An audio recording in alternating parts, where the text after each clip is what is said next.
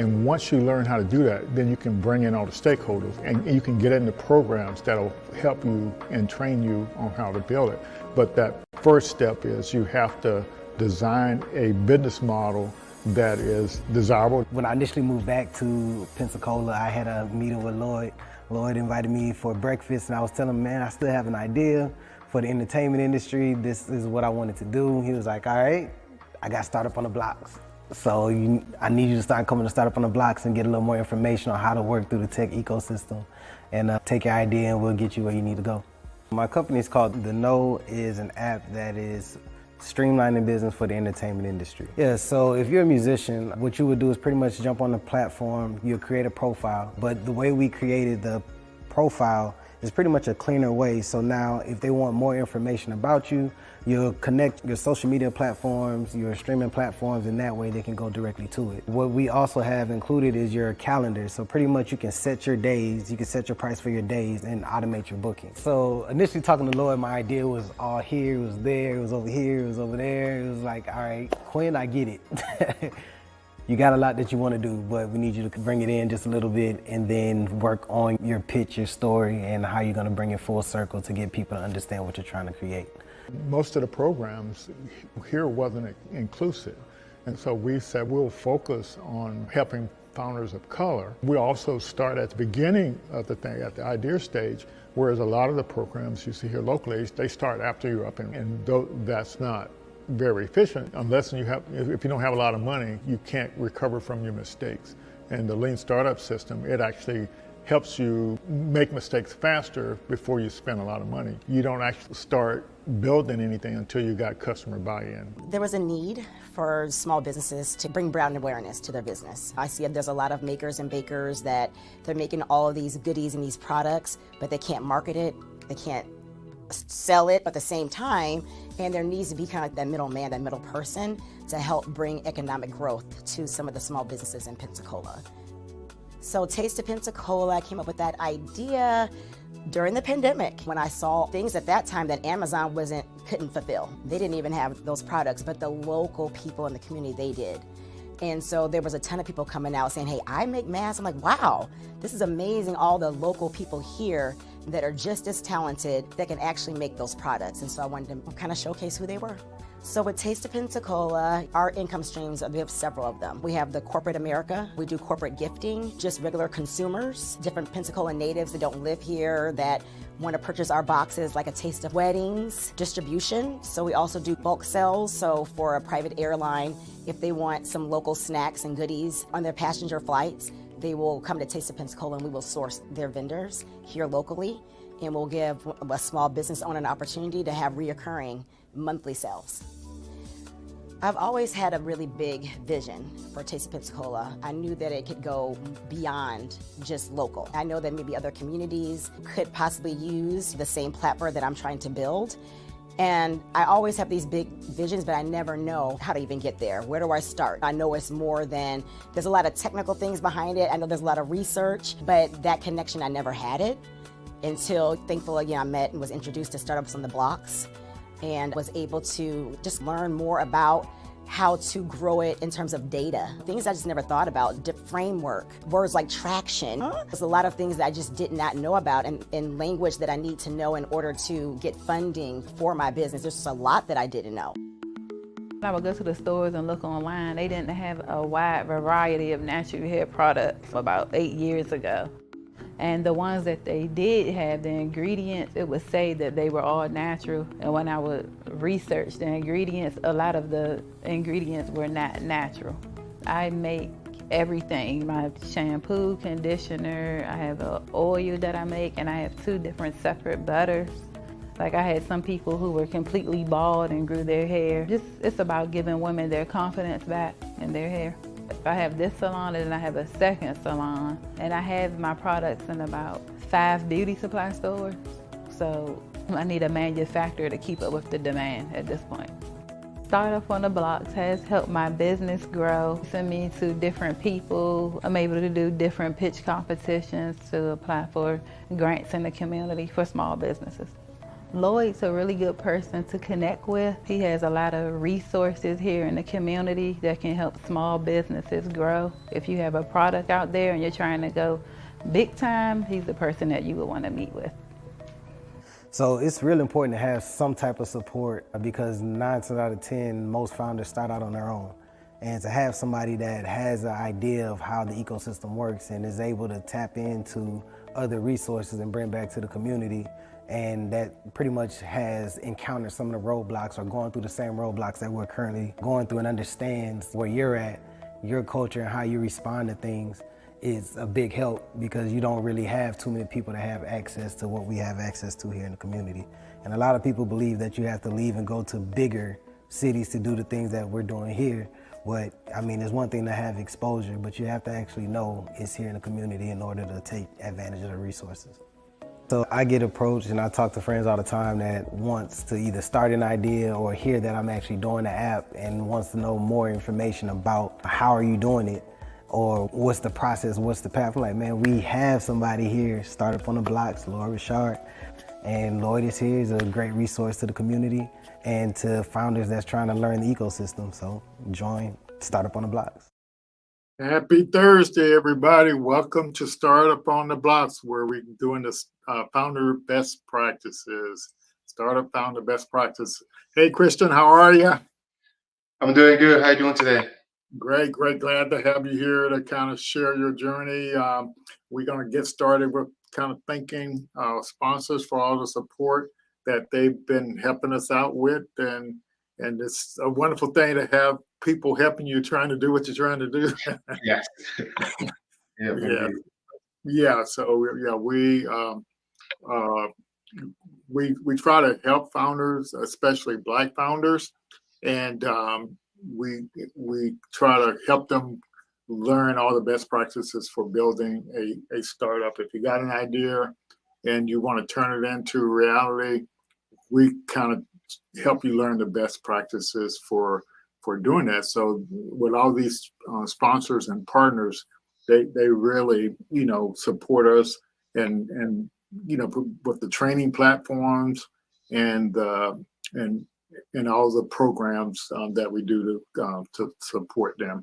So this is kind of a list of some of our sponsors. But let me see, we did this summit about a week and a half ago, and I wish you had been there to participate in it, either online. But so these are some of the sponsors that helped us out. We were in partnership with the Black Innovation Leaders of Florida, the BIT Foundation, the local chapter of BIT, Florida Power and Light, their Black Business Program. When you were here in Florida, did you know Florida Power and Light had a Black Business Program? I had no idea. Yeah. The first bank they're a CDFI type bank, and they try to do stuff in the community. So they've been supporting us for probably like 3 years now, and a lot of the employees actually help us with when we do our demo days and doing the pitch competition. Quint Studer, he with the Studer Community Institute, they have some startup programs. And so we help them with their programs, and I guess you could say he helps us with our program. So I guess that's the best way to explain that. And I've been able to participate in a lot of the programs that the Studer Community Institute does, even before they had the institute, to be honest with you. But Synergy out of Missouri, Renaissance Bank. That's all these things are pretty fantastic. And we brought on with the summit, the Black Founders Innovation Summit, we actually brought on Florida Blue, the Equity Project Alliance local organization, Industry Hotel. They've been sponsoring a bunch of our pitch competitions and also providing hotel for our guests. We got lucky. We got a couple law firms that came on board to help us out, Clark Parrington and also the Watson firm. And then this is another sponsor that came on board, and so we're looking forward to the partnership and the relationship with them. And they primarily deal with traditional small business owners. But to me, it's kind of ironic that when you're dealing in the traditional small business way, you have to learn the language and what the bankers want to hear, what the lenders want to hear. And it works the same way in the startup industry. You have to learn, what the people or the organization, the ecosystem want to hear. So if you want to get help from them, you have to speak their language. And so and that's what we're here to make sure you to kind of learn that kind of stuff. Yeah, and so the Haas Center, you remember the Haas Center, don't you? Yes. Huh? Yeah. So Go guess what? Argo. Yeah. So I say go Argo. yeah. Okay, I got you. Yeah. The Haas Center is one of since you were here in Pensacola, they actually got a grant from the Economic Development Agency to work with veterans and minority founders to give them free marketing service and free 3D printing service. So that's pretty neat too. Yeah. And so Yeah. a couple other I remember organizations. when we first got there. Yeah, I said when we stayed there, it was open, and then I kind of Yes. looked at the place. Yeah, yeah.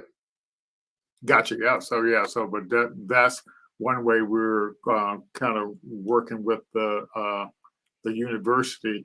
So I just want to give a big shout out. All the stuff we do, we don't charge our founders,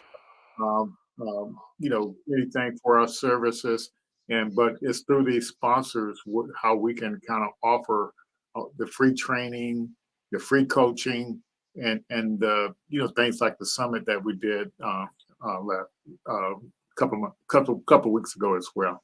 So, want to give you a kind of minute or two to kind of introduce yourself? Yeah. So I'm Christian Kaman. I'm a founder of Tekimax. My background is a full stack software engineer, and then I have a master in data science from the University of West Florida. Born and Fantastic. raised from Cameroon, Africa, and I immigrated about 20 years ago.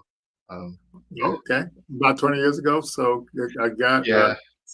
yeah. Okay, Another 20 fantastic. years. So Yeah. okay. Yeah. So I got an interesting story for you about Cameroon. I did the African ancestry DNA test, and guess where my father's side of the family is from? Oh, Cameroon. Yay. Yeah, the Bimileke people. So I learned that since you left town. Yeah. Did you pick up a little French a little bit here?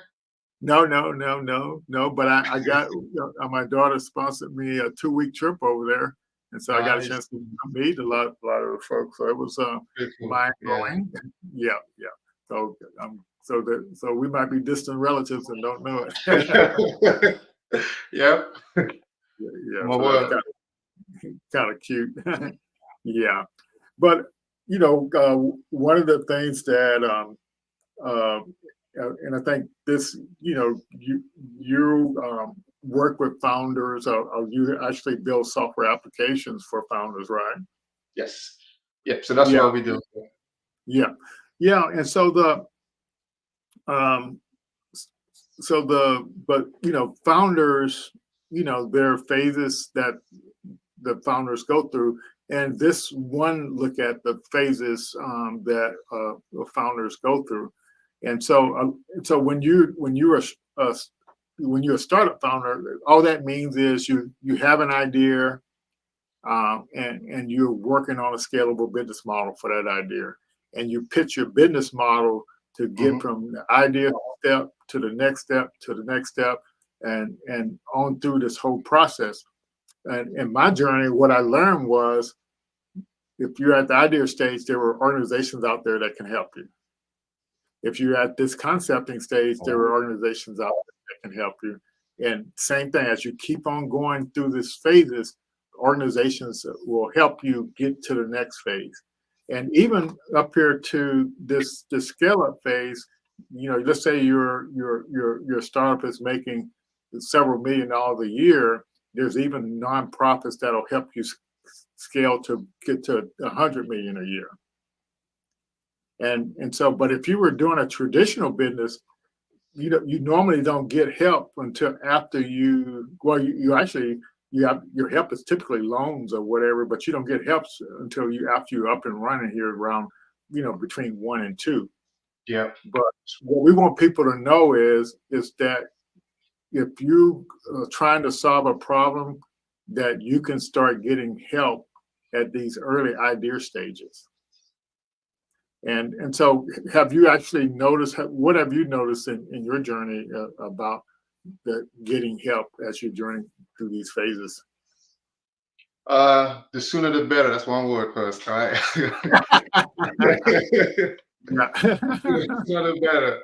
And then, so what we noticed, even for my personal journey, let's start back up first. How we all started. When I got a bug to become an entrepreneur.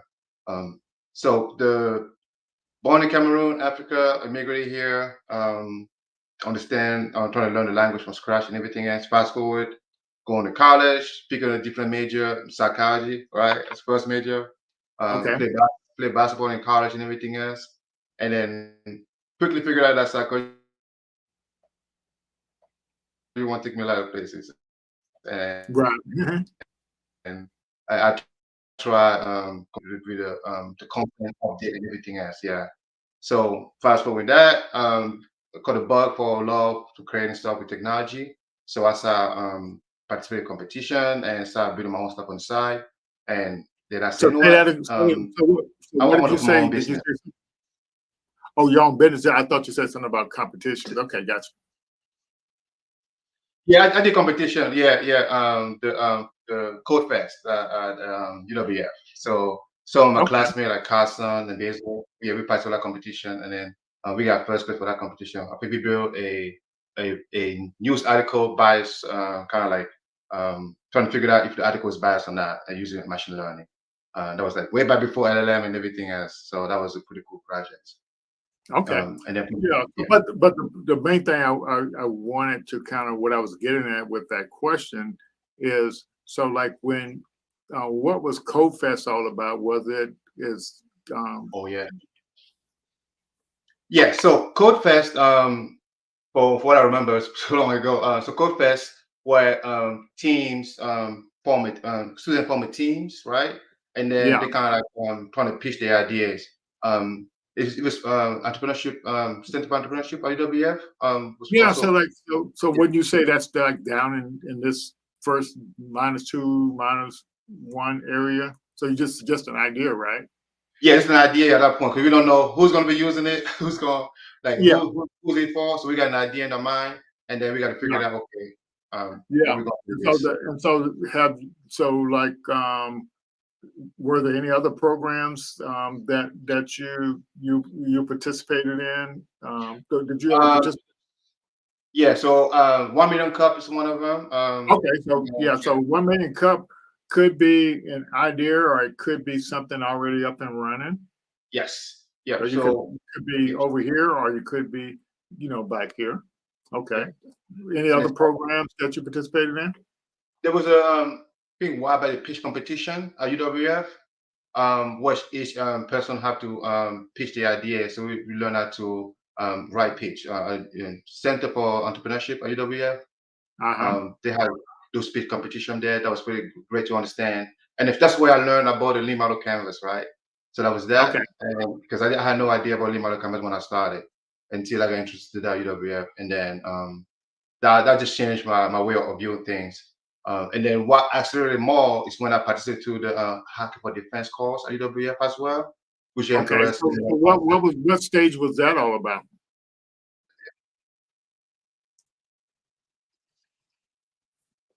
What stage You was breaking that up? about? Say it again. Okay, so like what Um, I think so make sure you close some of your windows there because you might be draining some yeah. resources there from your family because Yeah, let me I close did on a speed side. test. It's on me. I got Yeah. close some terminal thing running. I Okay. got Yeah. my Yeah. yeah. I was running something in the background, trying to, but okay, let's go. Yeah. Yeah. So what was the last one you said you were telling me about you were doing like you said Yeah, it was hacking for quick. defense course. Yeah, Oh yeah. hacking for What defense stage would course. you say that? Where in here is that hacking for defense? So Hacking Defense course kind of help us start from the ideation phase where Okay. people bring a problem to us, the sponsor bring a problem to us, and from there they say this is the problem thing that is that we're having, and then we Uh-huh. form teams around students form a team around this problem, and then from there we the whole purpose is trying to get out of the building, trying to validate ideas. So what we Hmm. do, we use the mission model canvas, and then kind of Okay. build that, and then start conducting as well interviews to make sure the ideas actually what people want. So we go on. What the problem is, we ask the people that would be interested about what we're building to solve the problem, and then we come back and then we kind of like update the lead model canvas. So the lead model canvas is a living document, right? So it change all the time. It's never like a static like a business plan, right? So it's just like constant changes, and then that's how you see how your idea come to life. Basically, found those process. Yeah. Yeah. So it sounds like And most of then those yeah. programs you said so far are back 0 or -2. Those programs, but you also and were in one of the business model design course with Blacks in Oh, yeah. Technology last year, right? Yes. Oh So where man, that was good. Yeah, yeah. So that one, the stress test. You need to do a stress test. You can go to all the okay, steps, right? The lean model and everything else, but the stress test is very helpful. So I did yeah. the third cohort. Yeah. Yeah, so but and all the things you said so far are back 0 between 0 and -2. So like so you think that so that kind of Yeah. shows you the point before you actually even launch, there are several things that you can do, but you can also do the business model design, up here because just about every product line you do, you kind of have to kind of do a lean canvas around it. So yeah, but Yeah. this is just one aspect. And so we were talking about you did this 30-day business model design thing, and Hmm. the purpose of that was to kind of you know get you to the point where you can start being able to pitch your idea clearly and concisely after you build your business model story pitch. But let me see if I can find that PDF to kind of break that out in a little bit more detail. So that chart I was just showing you, this is looking at it in a slightly different way, but this is um, all of this from here to here is the business model design. Mm. So you start off with your big idea canvas, 1-page business plan. Everything that's in your head, you dump it on this canvas. You don't go do any research or anything. You just dump it on there, and then and so like you might have several customer types. So you do a a variant canvas for each of those customer types Hmm. and or market segments that you a channel go to market partners or whatever.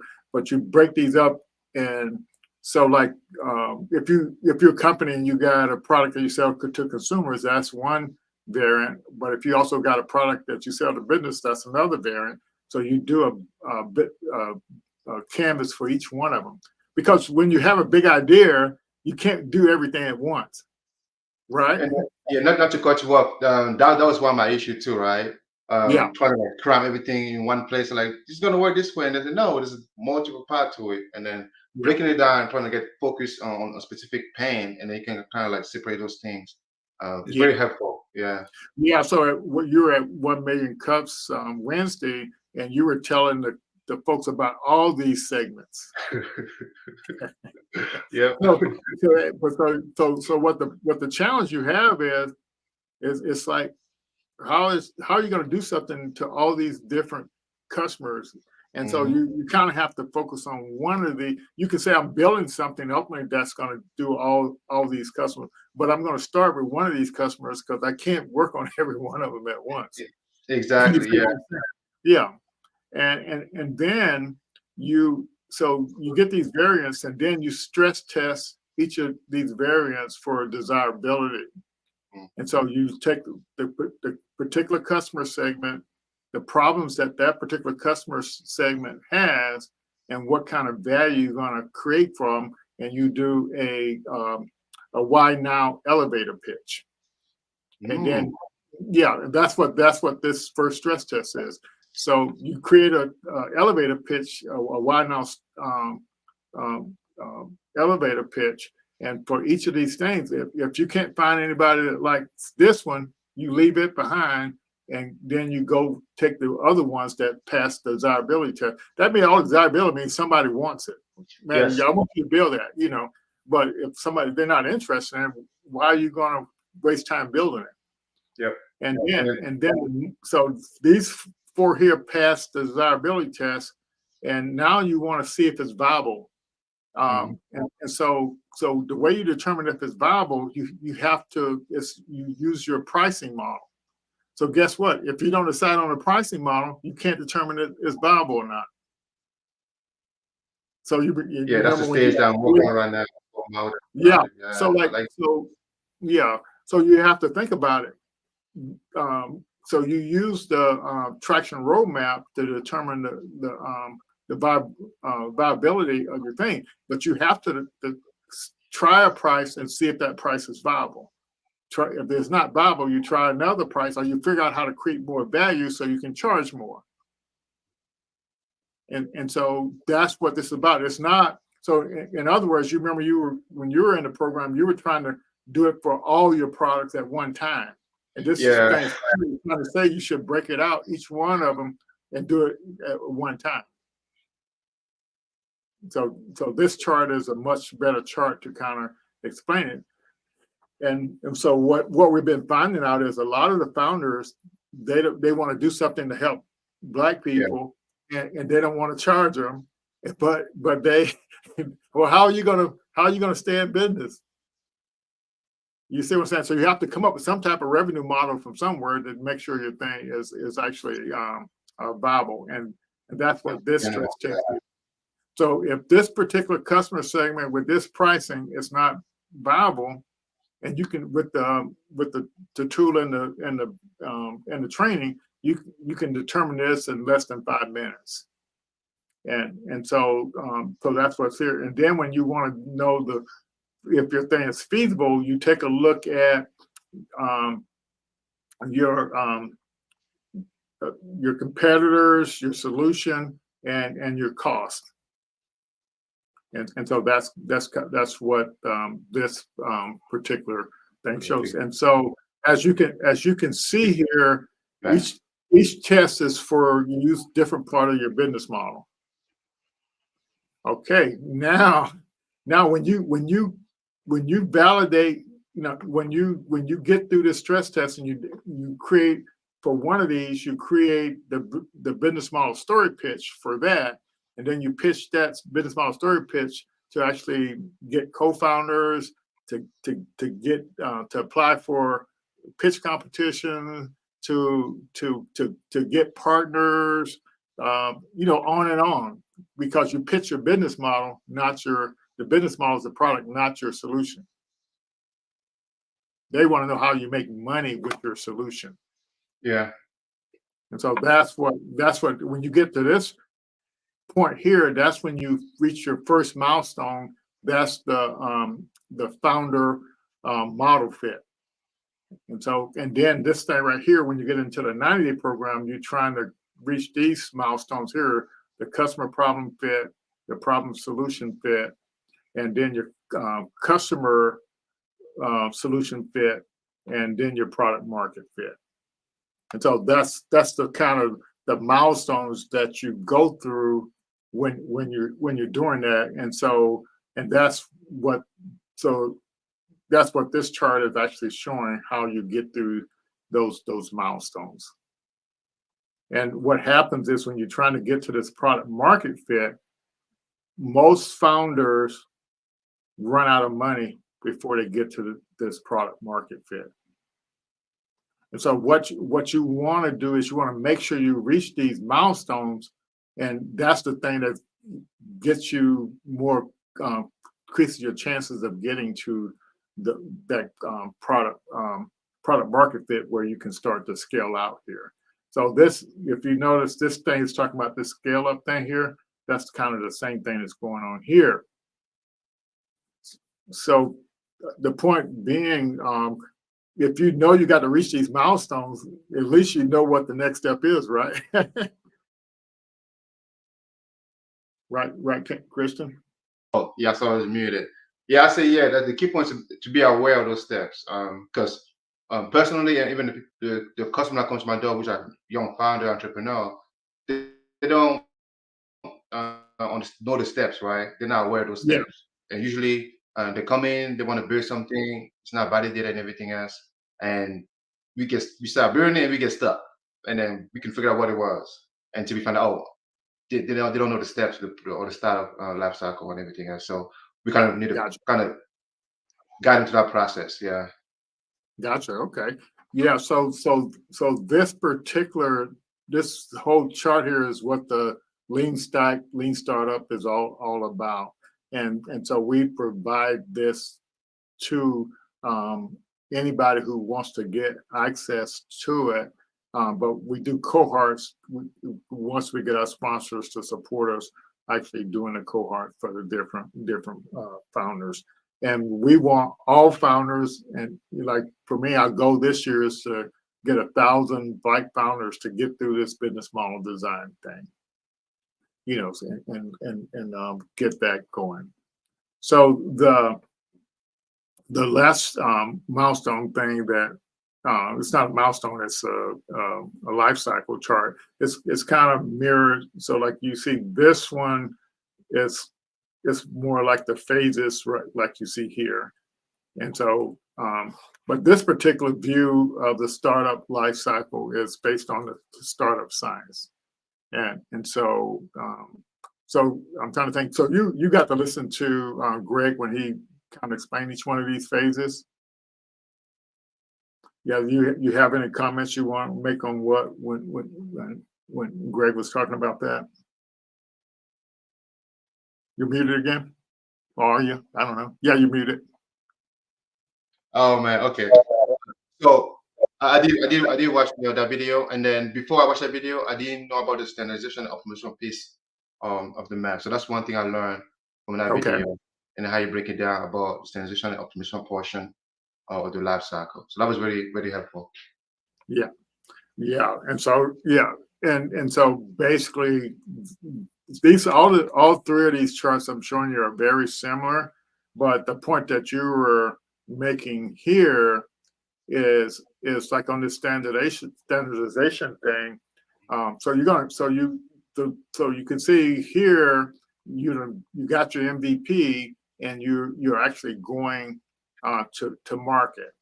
And what the point he was making, you kind of here you're probably trying to reach one of this probably this this the solution customer fit thing here. You got a solution and you seeing if the customers like it, and so if the customers like it, then so you're making progress there. So then after that, what you want to do before you bring on a lot of staff is that you want to standardize all your business processes. Yeah. For everything that your company does, you have to write down what your how do you do it. So, but he said the mistake that a lot of startups have is that they go out and hire a bunch of people, but they don't have these standard processes laid out. So the people sit around idle because they don't know what to do. And he said that's one of the major reasons that startups fail. They hire too early, which was pretty insightful. So let's see, we got a question here. Mm-hmm. Okay, so if you already build the product, okay, so I'll see that, and then would it stay the same time? Okay, good.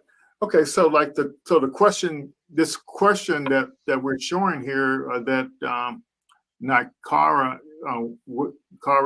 Williams is asking is, so one of the purpose of showing these charts is you can ask yourself, where are you? So the car, like when you look at this chart, for you got a product beer, are you at number 3 or where are you? What's your number if you put that in the chat? And then when you look at this chart too, what's your number for this chart? So if you could put that in your chat, that would be helpful.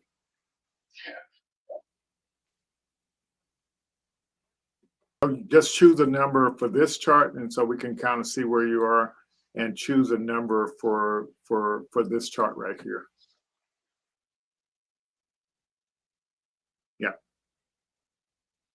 And so to kind of help answer this question, so you can, if you already got an up and running business, where are you on this life cycle phases? So that's the first thing you should ask yourself, and then you can figure out what you need to move where. But then when you look at this chart, so what you want to know is, let's see, can we get, no, that's not where. When you look at this chart, or let me get the other one up here. Where are you? Which one of these? Which milestones have you already reached? So when you think that's the way you would look at what the question she's asking? For me, if in terms of like, if you got a product and you got a business running for a while, what are the procedure you have in place to run that business? In terms of like, how do customer service run? What kind of stuff do you have in place to like answer ticketing and all that other stuff? Because at that point you don't want like, you have to train your employee about those process, right? So Yeah, that's why I was trying to get some. Yeah. Okay, so let's see. She's got to answer. So let's see what she's saying. First chart, she thinks she's around number 1. Okay. And on the second chart, she's not sure. But to me, the second chart is easier to figure out, because let me see if I can find it real quick here. Because if you already done, so let's say you got your product built and you already got customers, so you go into market, so that means somebody's buying what you have. Let's see, this one, she said about 1, so that means you may or may not have customers, but as you're at the time where you should be trying to get customers here. And so that's the best way you can kind of determine where you are. And I think what she's saying here in this chart, she thinks she's at number 1. And so you're in this validating phase. Yeah. And so okay, so good. But so let me tell you what I've learned for the last 3.5 years and longer from interviewing founders. What happens is, let's say, yeah, she's got the product, she got an MVP built, but if she hasn't, let me get these milestones up again. So if you haven't passed these milestone tests, and let me find a better one to show this. So if you haven't, so this is what I learned, Nakar, is founders could be out here working and they could have a product and they could have customers, but if they haven't validated these milestones here, they could have a broken business model. So the deal is, these business model versions here, what you want to make sure you do is that you actually stress test. So what I would do if I were you immediately, I would get access to our program, and all you have to do is, and I think Lloyd Jr. left, but all you have to do is go to Kaku Institute Get Started page, and then click the link about joining our startup community, and we'll give you access to this program, so you can actually do this stress test your thing for viability and feasibility and get access to some of these other tools that when you get up here. But so what the best thing you can do, Ms. Williams or Nectar, I'm not sure, but what the best thing you can do is validate your business model, stress test it for viability. And all you have to do to do that is it's like you take what price you're going to charge and you have a goal for what you want to do 3 years from now. And then in the tool, it actually will calculate, what you need to do to reach that goal in three years. And if your pricing model doesn't allow you to do that, then that's when you have to change your price or create more value. But a lot of founders, they're kind of over here and they don't make it to this product market fit because their business model is broken. And this is actually the most serious thing that happens to founders. Like I run into founders and I say, well, you should try to get in our Lean Stack program so you can actually design your business model and stress test it. And so what happens, and this same thing happened to me too before I learned about the Lean Stack. So I have one founder, which she told me she was starting a business, and I said, well, you need to take a look at what we're doing here. She went out and spent all her retirement funding and found out she couldn't scale. She was making money, but she couldn't scale. Her business model was broken. It didn't allow her to scale. And so that's the problem you run into. So you need to, stress test that business model no matter where you're at here, so you can make sure you can actually scale. Yeah, but let me go back to the stand in. We can wrap up this and kind of continue our conversation here. So let's see what I want to show you. I think it's this one. So yeah, and so the key takeaway from this one is that there is a life cycle that you go through, and the guy who created this particular program, the Startup Science Program, you can literally, he had went through 12 exits, so everything he learned from going through these 12 exits, he put in the Startup Science Program. And so that's available to all of our founders, free of charge as well. And so with that, you have the training that covers all the stuff in that life cycle, and you can take that. And then just got an email to yesterday saying that all of these tools that are in here, he used to charge a small fee, wasn't much, that you can actually, if the training shows you how to figure out your TAM, and all those different marketing things. But if you didn't want to take the time to do it, there's a tool in this platform that'll actually do it for you. And so the email I got yesterday was, and if you are in the platform, it literally, all of these tools are free now. Yeah. So that's what the deal is. So that was some great news to hear. But anyway, when you get in this program, you actually, as you finish the training, it builds out your company profile, and you can invite investors in here to look at your profile, and all these things as you're going through the training. It fit all this stuff at this training to show you what it actually means. And you can literally fill out your profile. Every term that that an investor will ask about your startup, it's all in this platform. And so we offer this to founders for free. All these calculations here, it shows you how to calculate all these things that they were asked you about. So it's a really fantastic tool.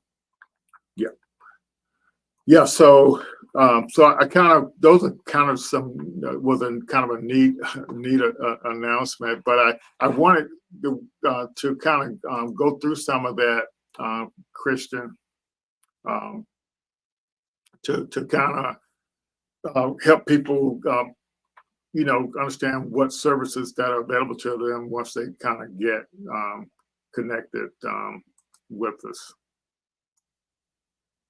Before you continue, I gotta make a correction in terms of code Okay. fest. Yeah. Thanks, Patrick, for reminding me. Because a long time ago, I just mixed up I all the competition at school, so it's all mixed in my mind. So it was Dr. Eddie Okay. and then Kelly idea. So this clarification out there if I misspoke.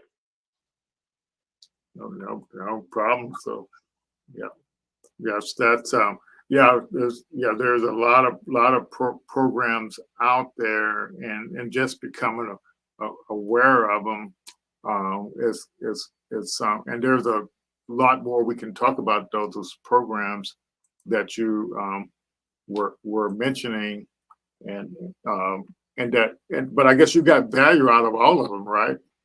You Yeah. learned something from all Yeah. of them. So I learned how to kind of like I'm still working on it, right? Kind of like put the idea from like what's in my mind and put it down on the paper. So this transfer, I learned how to do those things. I was like I said, I learned the lean model canvas. When I first got here, well, Mr. James Park was a it was the one I was like shouting in my ear about that. Oh yeah. So Yeah. that was so yeah, I learned a lot from all those competition and all those. So I enjoyed. I didn't participate in the Code Fest with you all, but that the what do you call the one where you work with the government? Hockey for Defense, yeah. The Hack for Defense. That was a fantastic program. Yeah, that exposed me to the world of government contracting. I had no clue. So I had never worked with the government. I didn't know what the process was. And then going to that journey, you learn about, what is, you got to learn about request for proposal. You got to learn how to register to do all those things. And basically that whole process was like, it was pretty fast. So we had to learn real quick. We done have a chat, and Dr. Dara Snyder was our teacher there. Yeah. Yeah. That's good. Yes, and so so folks out there and Nakari, this is the link to a get started page, and you can take advantage of that to sign up to get access to our program. So you just to join our Startup on the Blocks community, fill out that form that's on that page, and then we'll get your information and add you to the Lean Stack and also the Startup Science, where you can get access to those tools. Yeah. All right, so let's get back to your story now. That was a lot. I didn't mean to kind of get, but so your deal is, and tell me. I'm trying to think of how to ask this question. So you're a software developer, right? Yes. Okay. Yeah. So I remember when you came in to Pensacola and to UWF, you had already built some type of application or something, or was it a web application? Yeah, it was like a mobile app. That's my first app I ever built in Newport, Rhode Island. It's like to help small businesses like showcase their business. It was a little hacky app. I didn't know how to code. I didn't know how to code, so I kind of figured out to build something and try it out. Okay, gotcha. Yeah, and so it also appeared that you had some kind of graphic experience. Where did you get how did you learn a little bit of coding that you did know how to do? You just it all started with web design. Like I didn't know how to code, so I didn't know how to do like a web design and all that other stuff. So I started with that, and then I hit the ceiling when I want to my front end design to do something, but I didn't know how to do that. So to do that, you have to write code and write this function to do those things. So I got interested in that. So when we moved to UWF, I decided to go back to school and get another bachelor in first it was cybersecurity when I first got there. So I still came to do cybersecurity and everything. So I got into that process, but I was keep asking questions about all this stuff. And then one day I went to the AD. He said, "You know what? I should do computer science." Okay. He says, "Small brother, you should learn those to learn the concept you want to understand, right?" So I branched into that, and then I said, "Wow, this is amazing! Like some of this stuff, I want to connect it. You got to figure out how everything works." So I got hooked from there. I said, "What? This is gonna be my path." So to run the program, but I didn't finish my undergraduate. I just applied for a master's right away. So after I get enough credit to qualify for the master program, I applied. Then I got to the master program, but the focus was machine learning and was data science, right? But the focus was Mhm. machine learning and deep learning. So that's my focus, and Yeah, that's why I got into this whole thing, the gotcha. coding Okay. and building stuff. Yeah. Yeah, and so so what after you got your master's in data science, so what was the kind of next thing you got involved with? I work for a startups, Plain Spoken. It's a good friend of mine. Actually, we met to another competition for UWF down in Florida, um, like Civic Tech, right? So where they bring a student from UWF and then from other university to kind of write policy based on the technology. Mhm. So we presented UWF with that. And with Bob Graham program. So we did that, and that's why I met Chris through Basil, and then we get connected, and then he needed help to run a project. He's working the self-driving car Formula One. And Self-driving car. Okay. yeah, so that's what on the perception team. So I was part of the perception team for that project. So that's why I started with him a little bit, and then we got a project we work along. But on back of my mind, I still had my dream right too. I want to build something, and for my advice for like people that do software engineering and coding, um, that's not everybody right different, right? But it's always best to go somewhere else, like learn the skills on a job or like the startups, so you can get Yeah. a feel of how stuff work and then how everything operate, and then you know how to translate those ideas that you have about building stuff in a more like also process way, and then you know there's a stakeholder involved and so forth. So when you understand this concept, it's much not easier, but at least to give a little leeway when you want to go on your own to start your own startup. Yeah, you got some concept in mind that okay, this is how stuff Yeah. actually functions a little bit. Yeah. Yes, so like Formula One stuff. So so were you developing software, or were you analyzing data, or what were you doing? Oh, so for the self-driving car, I was part of the perception team, right? So we got like a RAS bag. So every time the Formula One goes on the track, we collect this RAS bag and we analyze it. And then we're trying to one thing I worked on was trying to figure out the movement of the car in front, like the distance calculation between two cars. That's one Yeah. portion I was working on a little bit. So and then also track the trajectory of the car. If it's three car line up, one is on front, and then the other one. And when you lose the view of the car, you go to the other side. You calculate the trajectory and the speed, everything. Figure out is he still there? Is he going to appear on the next side or and so forth. So those type of stuff I was working on. I Okay. was I was I was learning on the job because that was something like when I first got there. I was like, oh man, what is this? So I like, okay, I can figure this out. That's the only way you can do it, right? It's like hopping the Yeah. code, like okay, how this thing works, and then so that's the fun part about it too. So it's like trying to figure Yeah. stuff out. Yeah. So, okay. So what did you do after that? So after that, there's another project for another company. But some of the stuff we use like Palantir technology and everything else, so I can learn those concepts Palantir? Yeah. Okay. using technology. So that was interesting working. So that's why I say something about for a startup or the company give you exposure to how the stuff works, how to do those things. So that helps a lot to get those skills. So what did you do for that company? Can't talk about it. Yeah, but Yeah. what kind of skills did you have to use? That's Oh, what. skill wise is documentation. Oh yeah, I know. If a teacher say please write documentation, you could write documentation because Okay. when you get the skill, you got to figure out to write documentation. You got to learn the skills. So documentation was big key, and also debugging. Learn how to Okay. operate debugging code, and communication piece is big. How to communicate what you're working on, how far you want, and so forth. So learn those skills is really helpful. Kind of like Yeah. articulate what I'm working on, how far the project is, and then scoping a little bit as well. So, but what do you think your takeaway from that was? This idea of what you're saying is that you learn how you have to document all these processes, and so. But is that part of the learning experience? you know, Yes, where you're learning the software engineering best practices, I guess. yes, yeah. Because you, even though they tell you at school that this is the best practice, you pick up some stuff, but when you go to the workplace, sometimes they got different way of doing things than what you learn at school. But at least you got a little foundation that they give you at school, and then Yeah. in the workplace, it's a little different practice sometimes they have in place. Yeah. So what was your next thing after that? After that, oof, after that, I just decided to focus on my projects, what I was trying to build. Because Okay. all founders out there, when they got your mind, they're not gonna let you sleep. Right? You can go 20 years without doing it. It's gonna be in the back of your mind. Like you gotta get it done. You gotta go out there at least try it out. Right. So Yeah. my idea was to before I even got to that idea, I started building app for other folks. Right. They want an Yeah. app for the business. They wanted something. I started helping them build it, and then throughout the process. Personally, I have stuff everywhere like, my structure, I had the structure in place for a business, small business or a solopreneur, right? But you have Yeah. different like Google File to do all the stuff, and then you got you like Dropbox to handle file or the document. So it's all over the place.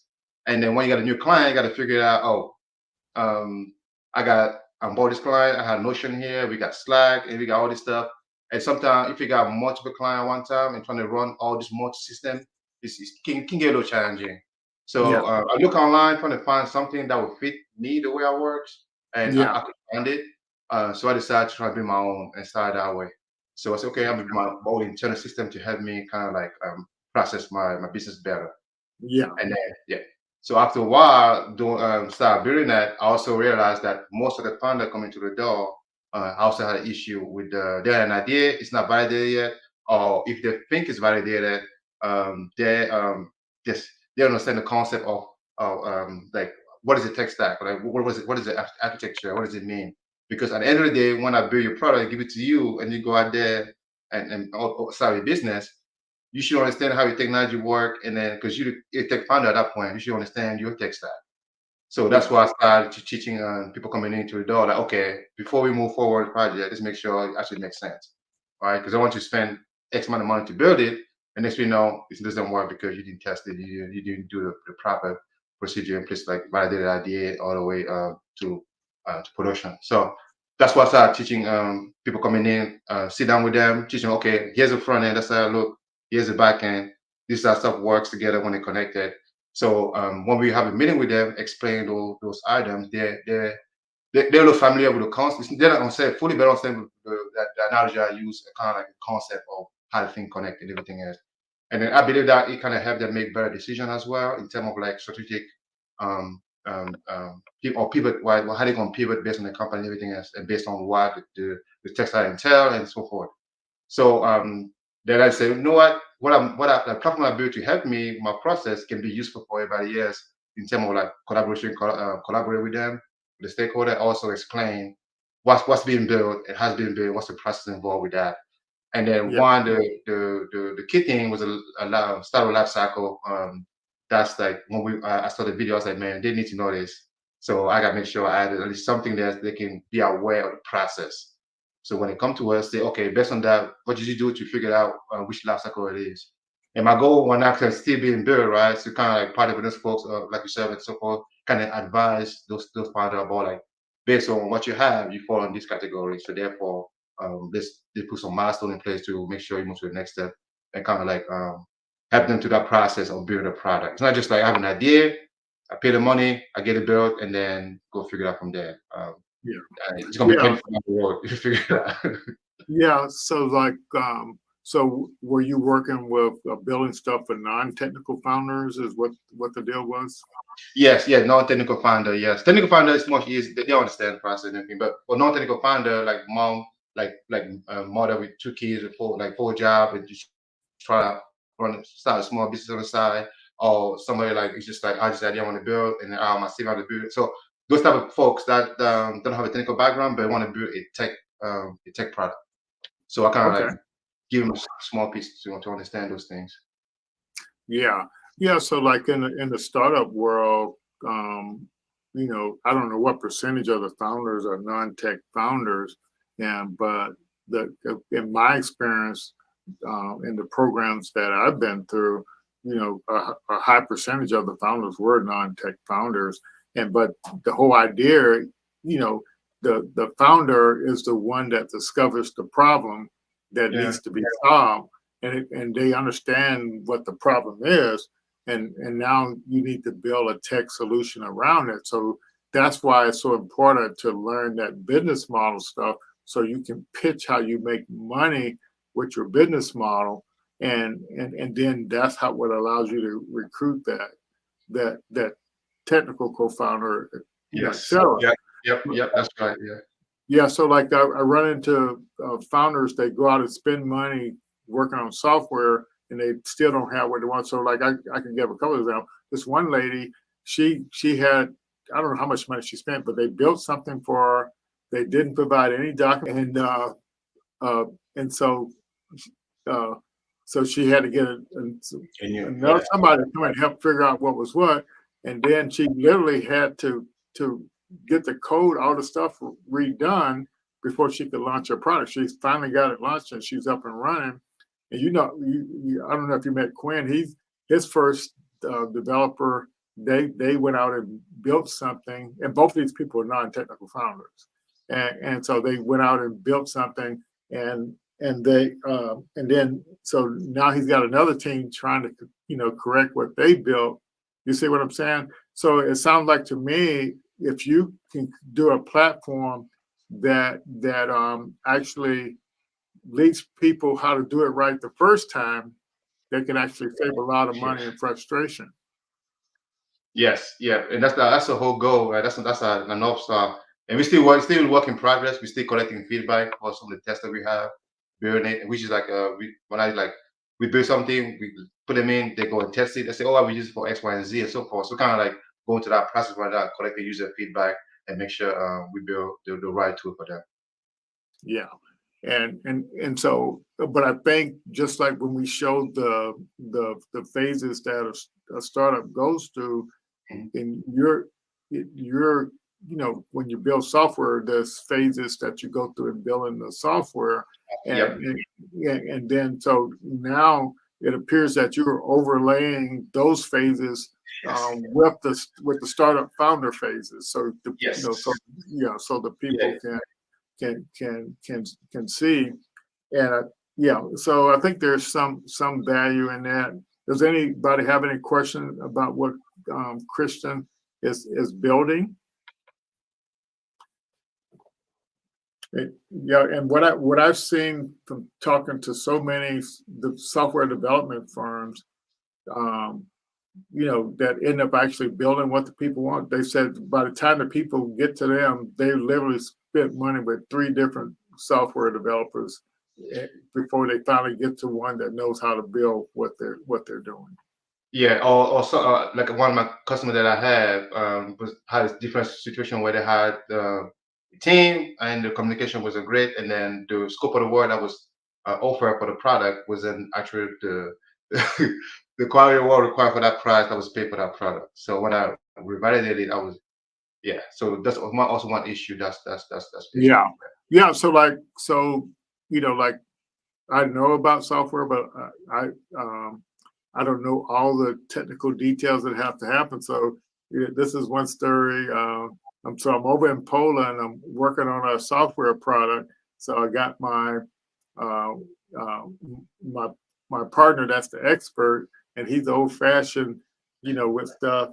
And then I got this new young software developer, and they're clashing, bumping heads, and we got these milestones we got to meet, and they can't get along. So I literally had to bring in another person that was familiar with software to kind of manage those 2 people, to actually make some progress on what we were building.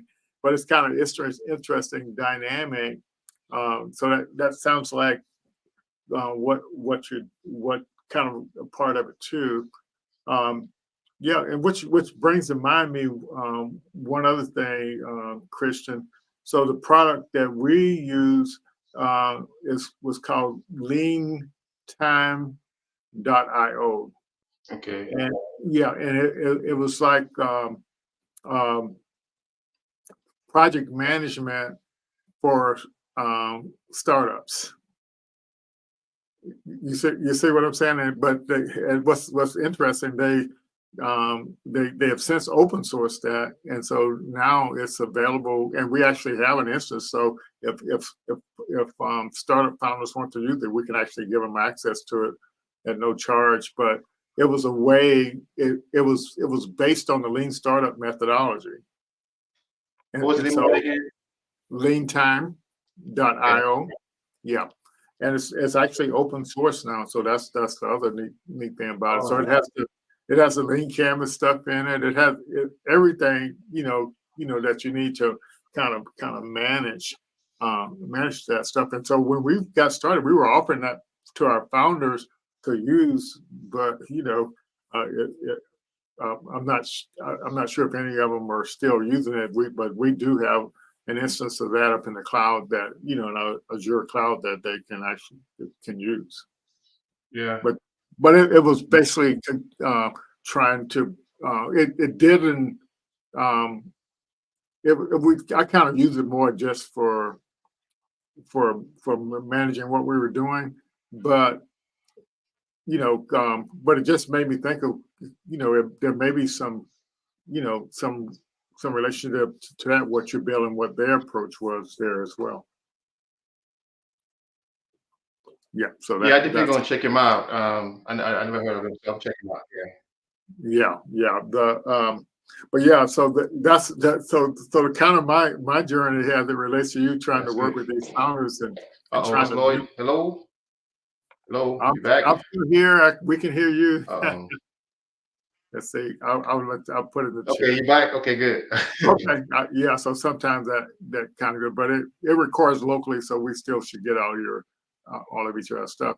So the way I found lean time, just kind of a side note here, the founders would always say, I have all these ideas. How do I, document all these ideas and test them out, or how do I follow the lean startup methodology? And so I started looking for tools that people can use, and that's the one that I came across. But so now we have the lean stack. It's trying to teach the founder mindset, but it doesn't have the product management or project management built in, and it doesn't have all this communication. So I think what you're trying to build is kind of like a combination of helping people follow the lean startup methodology and keep track of the progress of the software. So like if where everything is, and so that's kind of a neat thing there. So yeah, so maybe even one day what you're building, when we're working with non-technical founders, maybe we can leverage your platform because the ton of the founders, I'm a founder. I don't know anything about how to do it. I got this idea and I don't know what to do. And a year later, they still got the idea, but they don't know what to do because they think they have to build it, or have to know all the AI stuff and know all this. But literally, you just need to pitch your business model and how you make money with your idea to recruit the people to help you build it. But I think it also would be nice for these same people to log into a platform like yours and see the steps that go through and help them understand they have to recruit the people to help them do what they're trying to do. And then one of the key thing also like for a developer to come to help them out, they understand that based on the stage or your startup, this is how much you should go try to build like a full production version of your application, right? On the first stage. Like build a small MVP, there's no code tools out there you can utilize to kind of build like a adaptive kind of MVP and kind of like test the market that way. That would save a lot more time and money as well. Yeah, and but I think even if you're building a no code tool, you still have to go through some of these processes. Yeah, and so you need to be able to have some guidance to go through that. Yeah. So this like also scope of work. That's also one issue that we're trying to support on that. Based on how we want to scope the work, that's why we're giving them based on where you are, so you can scope you based on trying to build, and then because some of them they don't have either the funding right away to build an idea, or sometimes you just they don't have no time to kind of focus on it, right? So the platform is one thing where everything's automated in terms of like weekly update. You can just log in and watch the video about a weekly update, what your project is, and so forth. So kind of like help them kind of stay focused on it, on the project, a place where they can come in, have to figure out where all the files, the logos located, and all that stuff, a domain name. You see all your technology, where everything's being built and everything's connected. And then if you're ready to move on to the next stage, next phase, where you can start hiring more folks with it, then we can figure out how we can kind of like transfer everything to you, and then as kind of you can keep using us as a white label if you want to, or we can just export everything. You can move forward. Okay. Yeah. So what do you call your product? Pegasus Plus. So right now it's still in closed beta testing. It's not open to everybody to test yet. So we got a small group that we're testing with. Yeah. So so what's kind of your next milestone you have to kind of meet with that? So with Pegasus Plus will be in the validation stage. So we asking, we got a couple of users into the platform. They're testing it. They give us feedbacks, and then there's also two sections that need to be built in terms of like the resource portion of the application, where founder they can reach out to get resources within the communities. They can find I'm at this location, this everything available to me. Therefore, I can reach out to them and start a commission that way. And then in terms of the developer point of view, we're still doing that portion as well, where they can what they need to see and how they can manage the other one facing. Yeah. So you got portions of it built out, and Yes. then and so like so are you talking about to some of these next things you're trying to accomplish? Yeah, Is that yeah, gonna with take my is that going to take like 3 months? You know, what kind of time frame you're looking at there? So we still building our roadmaps. So we got everything we need to do. So we currently been building our roadmaps. How we going? So the roadmap is not finalized yet. Mhm. But right now it's available for my customer in terms of like client portal. That's how we use it for now. But to make it facing as a SaaS platform we're about to use and support, that's those things we're working on right now. So the roadmap is still being built. I wish I have a specific date in mind to give you, but not right now. Oh yeah. So in the startup world and in the lean stack program, you know you kind of learn all this stuff. So you definitely need to go back in there and read through that training, because what's going to happen is that when you like as you go through that 30-day training program, it's going to teach you all the things you need to do to explain where you are now and where you're going. And so when you're talking to somebody in the ecosystem, or you're trying to get in a program, that's what they're expecting to hear. You have to explain it from how they expect to hear it. And so that's why it's so important. So even like when in your case, when you did the 1 million cups, and so for the folks out there, you definitely need to look out what million cups is, because that'll give you a chance to get some help with what you're presenting. But the deal is that in that 30-day business model design thing, you're literally getting the formula for your business model story pitch. And so that's the people understand when you tell things in the form of a story. And that's what that business model story pitch. When you stray away from that, nobody's going to be able to follow you. Yeah, that's one thing I'm working on right now. That's my little activity here. So when I get too excited, I'll like Yeah, yeah. Yeah. But so so like if you can post your LinkedIn profile in there, or any I can do that. information you want to share, if you can you can go ahead and type it in the comment chat there, so everybody can get it.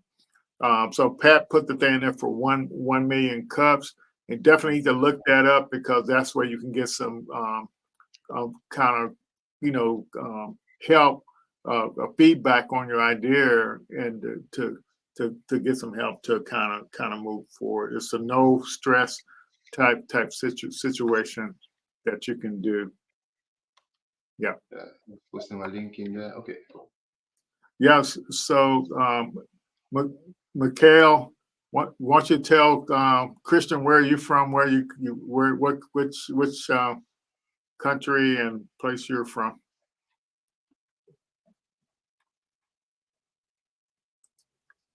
Yeah.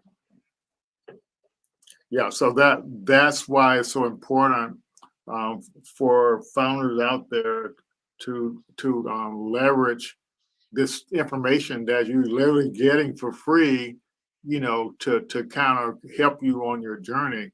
And we had I was speaking to a young lady that came to our Black Founder Innovation Summit, and she was telling me she had won a pitch competition for $250,000. And so, can you imagine winning a pitch competition and it's $250,000? What she said, she didn't get all the money, and so she said what they asked her to provide was basically what we call a rollout plan for her business thing. Yeah. Imagine if they ask you for a rollout plan or what you're going to do, what's your next thing. It was kind of similar to what I was asking you there. And you don't explain it right. And here they're gonna say, "Well, I don't know if I want to give my $250,000 to this person." They're not ready for it because they don't know what they're gonna do next and next and next. And so that's what's so good about that 30-day business model, the design program. Yeah. Yeah, I'm working on that right now. Rollout plan, trying to figure out how we're gonna do it. Yeah, but yeah, so it's actually all it is so one milestone what I heard you say is you want to build the developer portion of your platform. Yes, so that you put that on a milestone, and then you estimate the time that's going to get. And this other portion you were trying to build, you want to put that on it. So what that means is, you communicating where you are now and what's your next milestones that you trying to actually get to. Okay. Yeah. So that's what the idea is. And so you want to come into a friendly space. We are a friendly space with what we do with our startup program. We meet founders where they are, and that's the thing that some founders don't realize is that the ecosystem is actually there, and it meets you where you are, and then helps you get to the next step and the next step and the next step. And so that may be hard to believe. So a lot of people don't want to come and engage in ecosystem because they think they're not ready. The ecosystem meets you where you are and helps you get to the next step. Yeah. That's what's so neat about the ecosystem and how it works. I'm going to a sustainability summit next week down in Miami, and we're a member of the Black Innovation Alliance, and there's literally almost 200 organizations that are attending this thing, and they all work with Black founders, helping Black founders. Yeah. So you see what I'm saying? So if that's a member of this organization, but there's more. So next week I'll actually be talking to a lot of other folks that are running programs similar to ours, and we'll be learning from each other on how we all help founders. But did you know there were that many organizations out there helping Black founders? No, I wasn't aware. I don't know the one in Pensacola, that what you're doing and stuff like that, and that's what, yeah. So, but the bottom line is folks should know that there are organizations all over the world that support founders, and that's a good thing. Yeah. So thanks for checking us out, Nakare. Hope you fill out that form so we can get you involved. We're going to be announcing some Black founder cohorts pretty soon as well. We're going to help people leverage all these partnerships we're making, and just a lot of good stuff out there to support people. But you have to be engaged, in order to get access to the help you need to kind of move forward.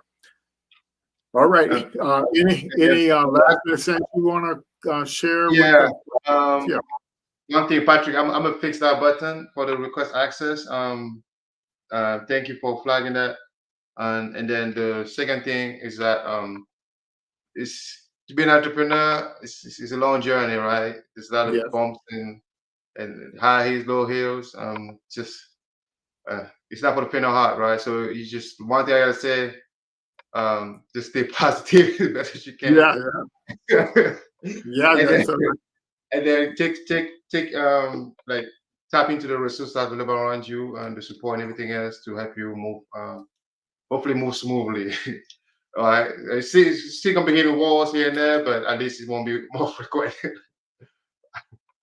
yes. Yes. Yeah. So you definitely want to be connected with other founders because founders need therapy. Lot of work. A lot of work. Yeah, and you support each other, keep each other moving forward, and you actually move faster when you're connected to other founders because you find out things quicker. But if you're Yes. out there by yourself, you're not going to Yeah. find out if you don't get involved. Yeah, and there's a lot of brilliant founders out there, but just don't have that knowledge of oh, Pat said we need coffee too. But it's amazing the number of founders I run into that got excellent ideas, but they're not leveraging the ecosystem to help them move forward. Yeah. And I mean some amazing innovations, but they need to know how to create more value and validate those innovations. And and so it's just a matter of them getting the knowledge. And between that Lean Stack platform and that startup science platform, can you imagine having training from a platform that a gentleman that's been through 12 exits? That's crazy. One of our Corey, one of our coaches, he's been through 4 exits. So you get access to people like that, and it's just that you have to get involved and get the information and spread the word about it. Yeah. All right, well, we're going to get off here, and I appreciate you taking the time to chat with us and share kind of your journey on what you're building. And it's just a matter of you pitching that business model clearly and concisely, and you'll get all the help you need in building it, because there are a lot of non-technical founders out there that can leverage that, and then to be able to know where those founders are and help them make progress. Because what I experience is founders that go out there hiring software developers and won't even seek out advice on what's the best way to do that. Yeah. So if I know there's a platform I can refer people to, to kind of to do the process, I think that's a great thing. Yeah. And I always say thanks for giving me the time and opportunity to kind of like talk about my journey and what I'm building. So what you're doing, keep doing it because it helps a lot of folks. You probably don't like we say thank you for all the work you put in and to be able to kind of like keep adding to the ecosystem of startups. So. Oh yeah, appreciate it. All right, just hold on there. We're gonna go ahead and sign off, everybody, and we'll be back next week. I think before the end of the month, we're gonna actually have Gregory Shepard on, and you'll be able to talk directly to the guy. So he's an interesting guy. So all right, we'll see you all next week. All right, thank you guys. Bye.